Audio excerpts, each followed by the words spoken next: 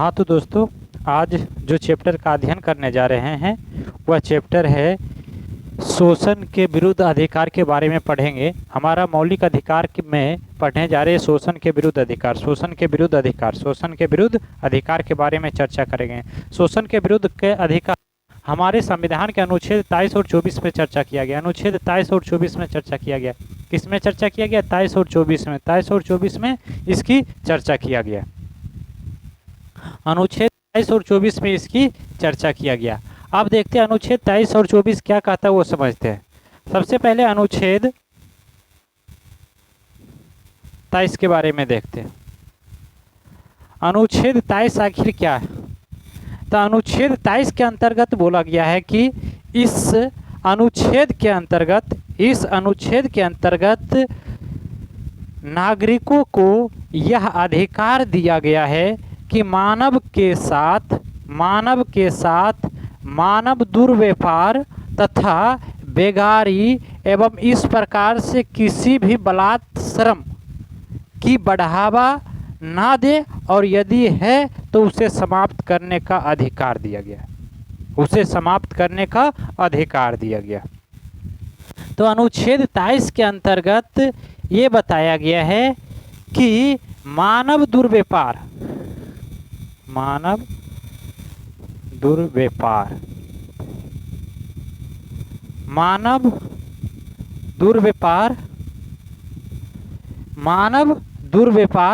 और उसके बाद मानव दुर्व्यवहार, बलात्श्रम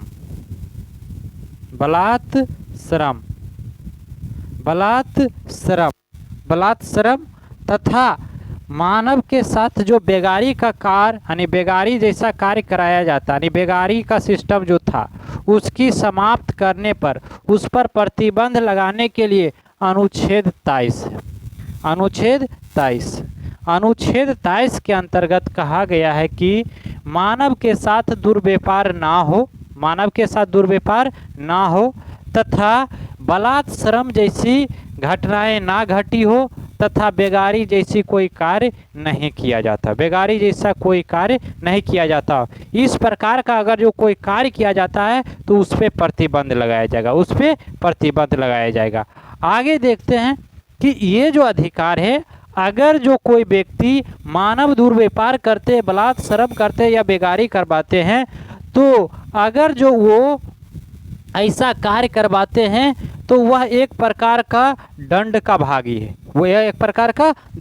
भागी है। यानी यह अधिकार जो है यह दंडनीय है।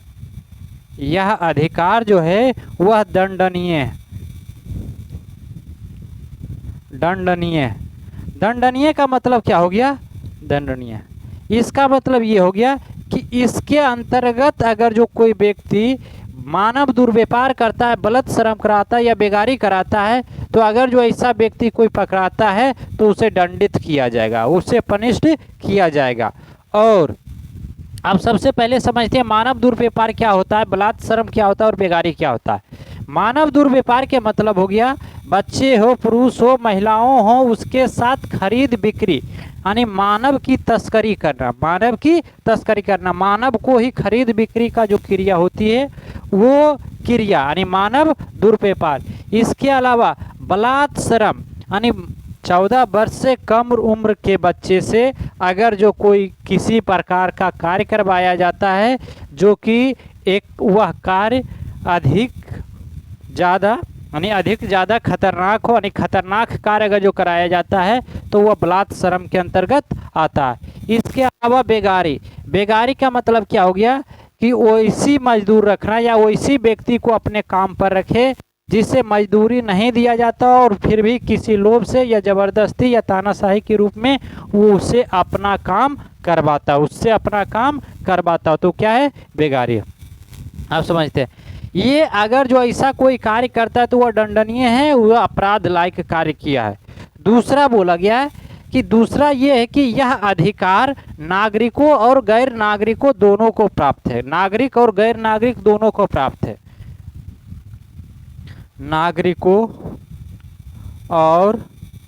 गैर नागरिकों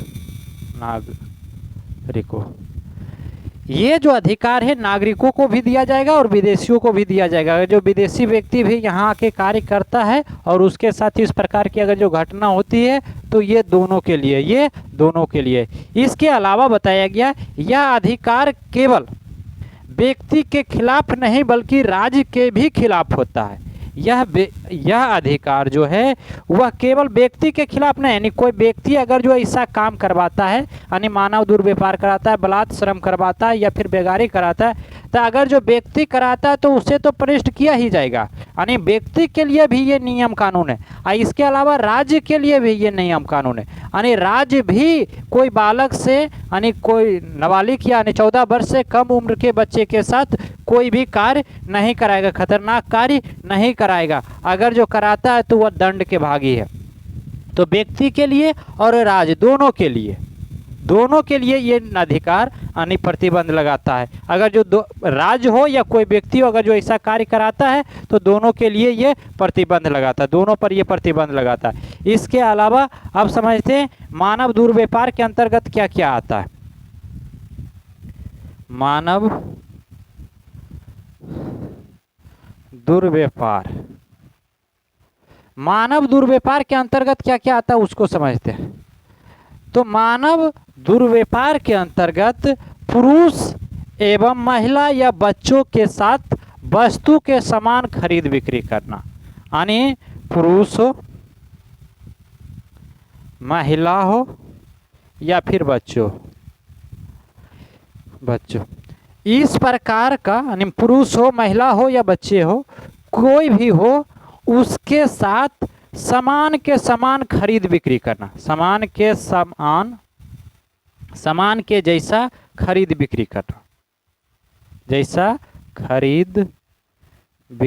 करना, खरीद बिक्री करना मतलब मानव की तस्करी करना, मानव को खरीदना या बेचना, मतलब कोई व्यक्ति को खरीदना या बेचना, मानव तस्करी। और दूसरा फिर बोला गया है कि महिलाओं और बच्चों के साथ दुर्व्यवहार करना, महिलाओं और बच्चों के साथ दुर्व्यवहार करना। दूसरा बोला गया है महिलाओं और बच्चों के साथ दुर्व्यवहार। कहने का मतलब क्या होता है ये समझते हैं, दुर्व्यवहार। इसका मतलब हो गया वेश्यावृत्ति जैसी काम करवाना, वेश्यावृत्ति जैसी कार्य करवाना, यानी महिलाओं को या बच्चों को वेश्यावृत्ति जैसी काम की ओर बढ़ावा देना या काम में लगाना। तो ये सब अपराध है, ये सब क्या है, अपराध है और इसके लिए दंडित किया जाता है, तीसरा देवदासी। अब देवदासी क्या होता है समझते हैं। देवदासी का मतलब क्या होता है। देवदासी के अंतर्गत बोला गया है कि किसी महिलाओं को या ज़्यादातर कुंवारी लड़कियों को, क्या होता है, कुंवारी लड़कियों को अपनी इच्छा या कोई भी व्यक्ति अपनी मन की बात को किसी ईश्वर के सामने रखते हैं और रखने के बाद अगर जो उसकी बात सही निकल जाता है, सही हो जाता है, तो फिर कुंवारी लड़कियों को उस भगवान की आश्रम में दे दिया जाता है, और आश्रम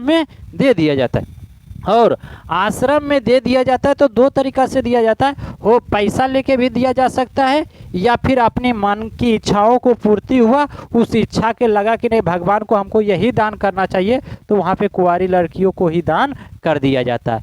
लेकिन उसमें बहुत सी घटनाएं घटती है जो सेक्सुअल हरासमेंट की घटनाएं घटती रहती है, जिसमें क्या होता है, भगवान के डर से या किसी व्यक्ति की डर से या पैसा से खरीदा गया व्यक्ति यानी बेचा गया व्यक्ति, इस प्रकार की डर से यानी किसी भी प्रकार से उस कुंवारी लड़की को अपनी बस में वहाँ के संस्थाओं द्वारा कर लिया जाता है, और संस्थाओं के द्वारा जब कर लिया जाता है तो उसके साथ सेक्सुअल हरासमेंट जैसी घटनाएं घटती रहती है। तो देवदासी का मतलब यही हो गया कि कुंवारी लड़कियों को भगवान के या आश्रम में, किसी आश्रम में दान कर देना या पैसा लेकर उसे दे देना, लेकिन उसके साथ विभिन्न प्रकार के दुर्व्यवहार यानी दुर्व्यवहार करना। इसके अलावा यानी दास भी बनना एक प्रकार का अपराध है। दास भी बनना एक प्रकार का अपराध है। जैसे कि विभिन्न प्रकार के धर्मों में देखते होंगे कि धर्म में क्या होता है कि एक व्यक्ति के नीचे अनेक व्यक्तियों लगते जाते हैं और वह व्यक्ति उसके दास, उस व्यक्ति का दास बन जाते हैं। और दास बनना या दास बनाना दोनों प्रकार यानी दोनों ही अपराध है। दास कहने का मतलब हो गया कि उस व्यक्ति को भगवान के डर से या अपनी किसी भी भय से उस व्यक्ति को अपनी बस में कर लेता है और उसके साथ एक प्रकार की बोला जाए तो बंधुआ मजदूर बना लिया जाता है, बेगार बना लिया जाता है, उसको बेगार बना लिया जाता है। तो इस प्रकार की जो घटनाएं होती है तो उसी प्रकार किसी का दास बनना या देवदासी होना, ये सभी क्या है, एक प्रकार का मानव दुर्व्यवहार है। और मानव दुर्व्यवहार है तो यह एक प्रकार का अपराध है और ये अपराध दंडनीय है। इसे दंडित किया जा सकता है, इसे दंडित किया जा सकता है। इस प्रकार की घटनाएं हमारे समाज में घटती है तो उस सभी को रोक के लिए जो हमारा आर्टिकल यानी अनुच्छेद 23 है, ये सभी पर रोक लगाते, ये सभी पर क्या करते हैं, रोक लगाते, ये सभी पर रोक लगाते। इसके अलावा ये सभी करने से दंडित किया जाता है।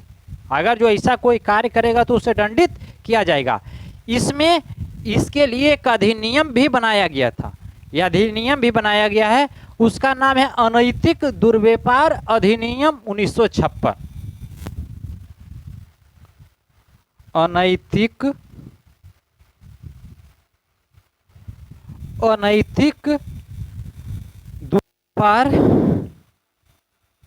दुर्व्यापार अधिनियम 1956। यह एक प्रकार की संस्था बनाई गई, यह एक प्रकार की संगठन है, यह एक प्रकार का अधिनियम है, यह एक प्रकार का नियम है, यह एक प्रकार का नियम है। अगर जो कोई व्यक्ति वैसा कार्य करता है तो ये संस्था के द्वारा उसे दंडित किया जाता है, यानी इस नियम के आधार पर उसे दंडित किया जाता है। तो ये हुआ अनैतिक दुर्व्यापार अधिनियम। ये किस पर रोक लगाता है, तो किस पर रोक लगाता है, मानव दुर्व्यापार। मानव दुर्व्यापार किसके अंतर्गत आता है, अनुच्छेद 23 के अंतर्गत। किसके अंतर्गत आता है, अनुच्छेद 23 के अंतर्गत आता है, अनुच्छेद 23 के अंतर्गत। इसके अलावा आप जानते हैं कि बेगार क्या होता है, ऐसे तो चर्चा शुरू में कर दिया। बेगार बोले या आम भाषा में उसको बोल देते हैं बेगारी करना।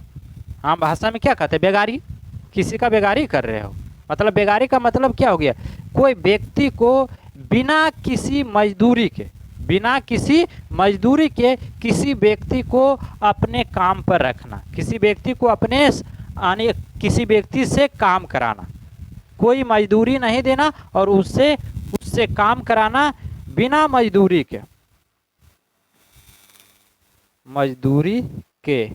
काम कराना।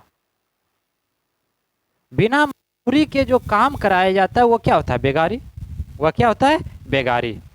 और फिर जानते हैं बंधुआ मजदूर।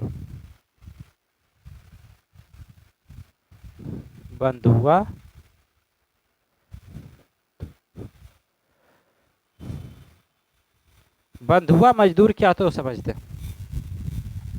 बंधुआ मजदूर का मतलब हो गया कि व्यक्ति को तो मजदूरी दिया जाता है लेकिन कुछ मजदूरी देकर कई दिनों तक उसे बेगार के तरह काम कराना, बेगारी की तरह काम कराना।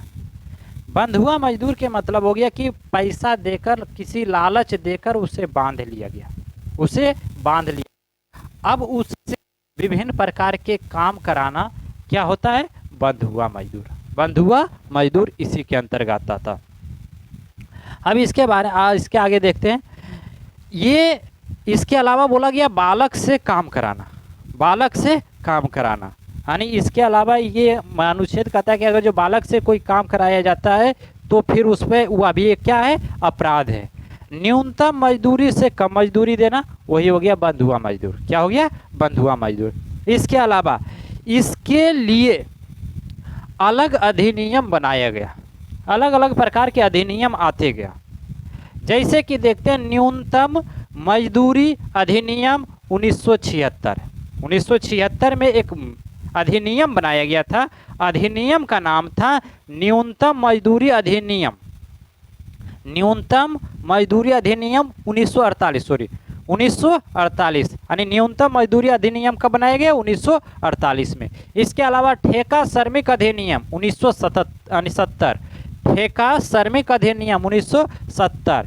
इसके अलावा बंधुआ मजदूर व्यवस्था अधिनियम, बंधुआ मजदूर व्यवस्था अधिनियम 1976, 1976। इसके अलावा समान पारिश्रमिक अधिनियम 1976। ये सभी हम अधिनियम बनाया गया, किस लिए बनाया गया, मानव दुर्व्यवहार, बलात्कार और बेगारी जैसे कार्यों पर रोक लगाने के लिए, कार्यों पर रोक लगाने के लिए। और ये किस अनुच्छेद के अंतर्गत आता है, अनुच्छेद 23 के अंतर्गत। लेकिन अनुच्छेद 23 का कुछ अपवाद भी है। अब कुछ अपवाद क्या है कि राज्य अनुमति देने पर, अगर जो राज्य सरकार उसे अनुमति देता है तो 14 वर्ष से कम उम्र के बालक भी कार्य कर सकता है, बालक भी कार्य कर सकता है। वैसा नहीं माने खतरनाक कार्य नहीं दिया जाएगा, मतलब जनरली तरीका से कार्य कर सकता है। यानी कब, जब राज्य सरकार उसे अनुमति देने पर, राज्य सरकार की अनुमति देने पे। इसके अलावा सार्वजनिक उद्देश्य के लिए, सार्वजनिक उद्देश्य के लिए बालक श्रम यानी बाल श्रम करा सकते हैं। मतलब वैसा कोई उद्देश्य है, जैसे कि मान लिया जाए गांव में कोई ऐसा काम है जिसमें बालक का ज़रूरत है, यानी बच्चा कार्य वह कर सकता है, ज़्यादा खतरनाक कार्य नहीं है तो वह काम कर सकता है। इसके अलावा अनिवार्य सेना, अनिवार्य सेना, अनिवार्य सेना में बालक श्रम को करा दिया जाता है। जैसे कि राज्य सरकार के द्वारा या भारत सरकार के द्वारा बच्चे को सेना में लिया जाता है, यानी बच्चे को सेना में लिया जाता है। लेकिन और बताया गया कि ये तो ठीक है, लेकिन इसमें किसी भी प्रकार का जाति, धर्म और वर्ग के आधार पर कोई भेदभाव नहीं किया जाएगा, कोई भेदभाव नहीं किया जाएगा, किसी भी प्रकार का कोई भेदभाव नहीं किया जाएगा। तो ये हमारा था अनुच्छेद 23, अनुच्छेद 23 की चर्चा किया, अनुच्छेद 23 की चर्चा किया गया। अब अगले आर्टिकल देखते हैं, अनुच्छेद 24 की चर्चा करते हैं।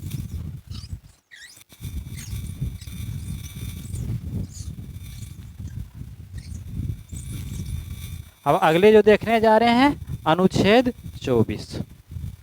अनुच्छेद 24 में क्या कहा गया उसके बारे में समझते हैं पहले। अनुच्छेद 24 में क्या कहा गया,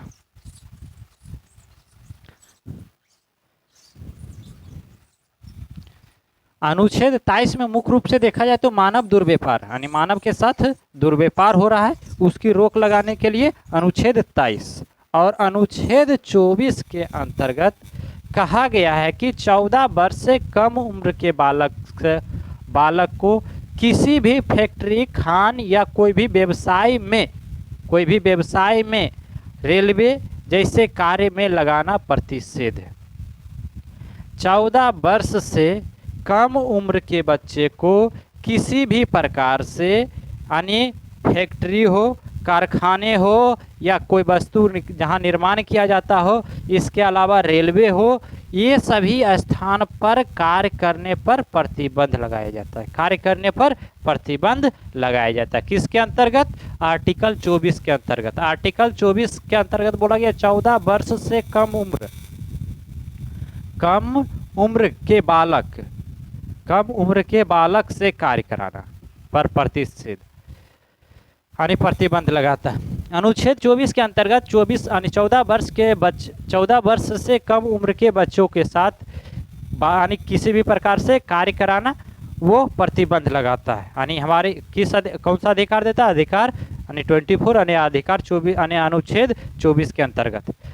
यहाँ वही काम कर सकता है, बोला गया यहाँ वही काम कर सकता है जो किसी भी प्रकार, यानी बालक वहीं पे, यानी बालक भी कार्य कर सकता है, वहाँ कार्य कर सकता है जहाँ पे किसी भी प्रकार का नुकसान नहीं हो, जहाँ पे किसी भी प्रकार का नुकसान नहीं हो, तथा ये भी बताया गया है कि बालक वहीं पे काम कर सकता है जहाँ पे किसी भी प्रकार का प्रतिषेध नहीं हो।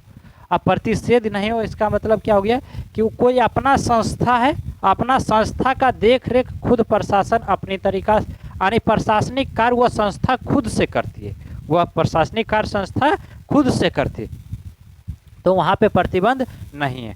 इसके अलावा आप देखते हैं 1996 में उच्चतम न्यायालय ने एक रिपोर्ट यानी एक नियम जारी किए, उसमें एक अधिनियम बनाया गया, एक संस्था बनाया गया। संस्था का नाम था बाल श्रम पुनर्वास कल्याण कोष। बाल श्रम पुनर्वास कल्याण कोष। क्या है? कल्याण कोष।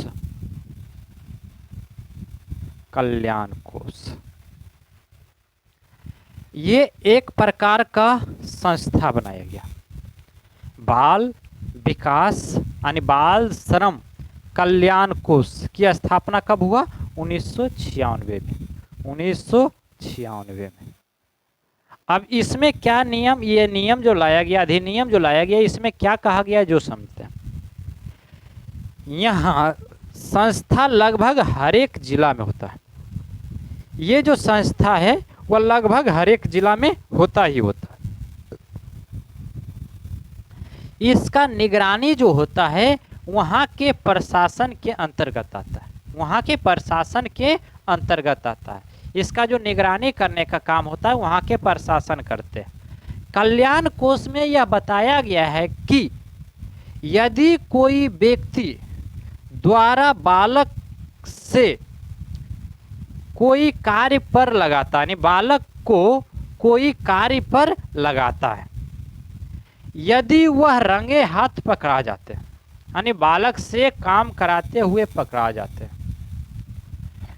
तो उससे 20,000 की जुर्माना लिया जाता है। 20,000 का उससे जुर्माना लिया जाता है। और जुर्माना जो होता है वह कल्याण कोष में जमा किया जाता है। फिर वहाँ पे जो बच्चे रह रहे हैं वही बच्चे के लिए, यानी वो जो कल्याण कोष में पैसा जो जमा होता है वह बच्चे के ऊपर ही खर्च किया जाता है, बच्चे के ऊपर खर्च किया जाता है। 2006 में सरकार ने बच्चों को घरेलू नौकरों के रूप में काम करना, घरेलू यानी नौकर के रूप में काम कराना, बच्चों से नौकर के रूप में काम कराना अथवा व्यवसाय करवाना, या यानी कोई भी प्रतिष्ठानों में, यानी किसी भी प्रकार की संस्था, यानी पूजा पाठ जैसी संस्थाओं में, यानी किसी भी प्रकार की संस्थाओं में बालक से काम कराना, होटलों में काम कराना, दुकानों पर रखना, कारखानों पर रखना, चाय के दुकानों पर रखना इत्यादि किसी भी प्रकार का संस्था या कोई भी व्यवसाय में बच्चों के द्वारा अगर जो कार्य कराया जाता है, बच्चों के द्वारा यदि कार्य कराया जाता है तो उस पर रोक लगाया जाता है, उस पर रोक लगाया जाता है। जब बच्चे का उम्र 14 वर्ष से कम हो, तो बच्चे का उम्र 14 वर्ष से कम हो तो उस पर रोक लगाया जाता है, तथा उस संस्था को या उस व्यवसायिक को जिसने बच्चे को काम पर रखा है उसे दंडित किया जाता है, उसे दंडित किया जाता है। और दंडित रूप में क्या है कि 20,000 का जुर्माना उससे लिया जाता है, 20,000 की उससे जुर्माना लिया जाता है। बाल श्रम अधिनियम 2016 में इसका नाम बदलकर बाल एवं किशोर श्रम अधिनियम कर दिया। इस अधिनियम का नाम बदलकर नाम बोल दिया बाल एवं श्रम, बाल एवं किशोर श्रम अधिनियम किया गया। कब? 2016 में। 2016 में इसका नाम बदल कर क्या किया गया, तो बाल एवं किशोर श्रम अधिनियम, इसका नाम बदलकर ये किया गया। तो ये था आर्टिकल 24। तो ये हमारा शोषण के विरुद्ध की अधिकार, यही 2 आर्टिकल के अंतर्गत आता है, अनुच्छेद 23 और 24, अनुच्छेद 23 और 24, जो कि अभी हम देख चुके हैं, यानी अनुच्छेद 23 और 24 के देख चुके हैं। ठीक है, तो फिर मिलते हैं अगले वीडियो में, जब तक के लिए थैंक यू।